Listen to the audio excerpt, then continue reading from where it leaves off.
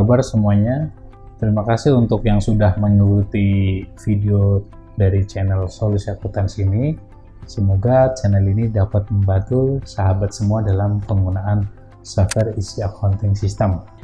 Jadi untuk pembahasan video kali ini, saya akan membahas mengenai cara pembuatan user baru atau setting otorisasi pada user ya. Jika sebelumnya kita sudah membahas beberapa modul, nah sekarang adalah untuk cara pembuatan user baru. Oke, kita langsung saja masuk ke software isi accounting systemnya. Jadi misalkan ada pertanyaan gini, bisa nggak sih dibuatkan lebih dari satu user? Itu bisa. Atau bisa nggak sih disetting levelnya? Mungkin bisa ngapus, bisa ngedit gitu. Jangan sembarang orang, itu bisa. Nah, untuk video sekarang saya akan membahas mengenai cara pembuatan user baru dan otorisasi dari usernya. Jadi di sini saya login sebagai level atau user administrator ya. Jadi ketika kita akan membuat user baru, kita bisa masuk ke menu pengguna dan hak akses ya. Ketika kita pilih, nanti di sini akan muncul user-user yang sudah terdaftar di dalam database tersebut ya. Jadi misalkan kita akan buat baru, kita bisa klik di tombol baru ini. Nah, kita bisa masuk sebagai misalkan user ABCD contoh. Nama penggunanya siapa, mungkin bisa nama pribadi atau si admin yang menginput gitu, misalkan Andre contoh ya. Lalu passwordnya supaya mudah saya samakan saja dengan namanya usernya. Nah, lalu di sini itu kita juga bisa tentukan level dari user tersebut itu apa, misalkan levelnya administrator atau supervisor atau user, karena di isi accounting itu ada 3 level. Perbedaannya adalah kalau user itu untuk mungkin admin biasa, hanya penginputan dan hanya modul-modul tertentu yang bisa diakses. Kalau supervisor itu full akses, bedanya tidak bisa membuat user baru ya. Tapi kalau level administrator itu bisa menambahkan user baru atau full akses semuanya, seperti itu.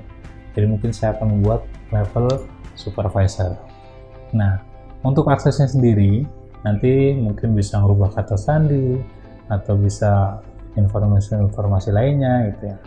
Nah, misalkan di sini di modul pembelian, atas user ABC ini atau Andre ini, dia bisa input di transaksi pembelian.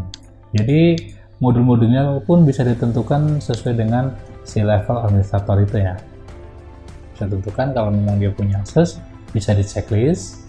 Lalu untuk akses rubah mungkin kita nggak kasih akses ya, rubah dan hapus.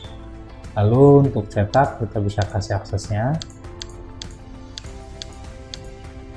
Lalu juga bisa lihat daftar itu berarti daftar transaksi yang sudah tersimpan, seperti itu. Laporannya mungkin si user ABC ini juga punya akses, dan persetujuan ini lebih ke approval. Jadi user tersebut ketika ada transaksi itu harus di-approve dulu sama level administrator atau level tertingginya. Mungkin saya contohkan di modul pembelian saja. Untuk di modul yang lainnya juga sama ya, nanti tinggal di checklistkan saja sesuai dengan akses yang diberikan oleh level tertingginya. Ini bisa sampai banyak sekali ya ada detailnya. Oke, nah di sini juga ada cabang ya.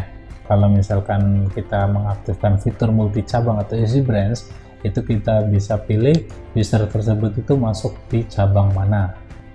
Kalau sudah, kita bisa langsung simpan ya. Jadi tadi aksesnya adalah tidak bisa hapus dan rubah ya. Saya simpan dulu ya. Lalu di sini sudah ada daftar user ABCD ya di sini. Oke, saya tutup dulu. Oke, saya tutup. Saya akan login menggunakan user ABCD ya.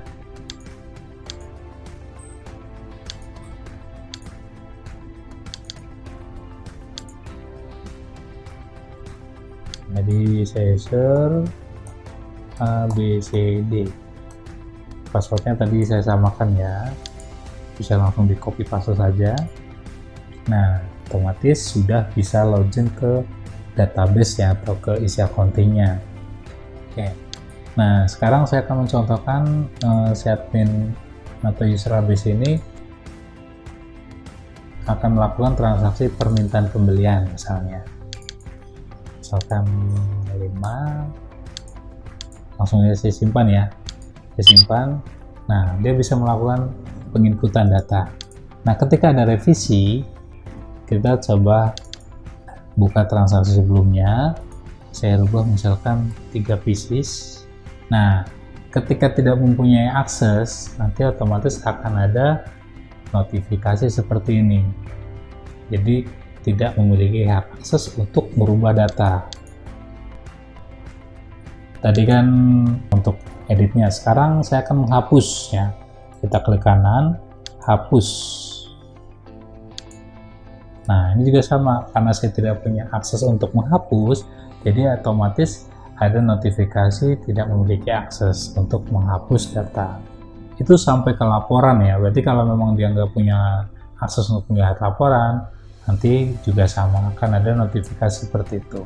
Nah, itu bisa berfungsi di semua modul-modul yang ada di isi accounting. Jadi untuk level tertinggi itu bisa tentukan. Jadi mungkin ketika ada kesalahan input oleh si user atau admin, harus lapor dulu, harus izin dulu ke level tertingginya. Jadi supaya tidak ada penyalahgunaan dalam penginputan data tersebut gitu. Mungkin untuk video tutorial cara pembuatan user ini cukup sampai di sini ya. Nanti kalau dari sahabat ada pertanyaan, misalkan ingin dibuatkan video-video tutorial mengenai fitur ini, fitur apa gitu ya, itu bisa isi di kolom komentar yang di bawah. Nanti kalau fitur tersebut bisa digunakan, nanti akan saya buatkan video tutorial cara penggunaannya. Mungkin dari saya cukup. Terima kasih waktunya untuk semua sahabat solusi akuntansi yang sudah mengikuti video-video tutorial dari kami. Terima kasih dan sehat selalu.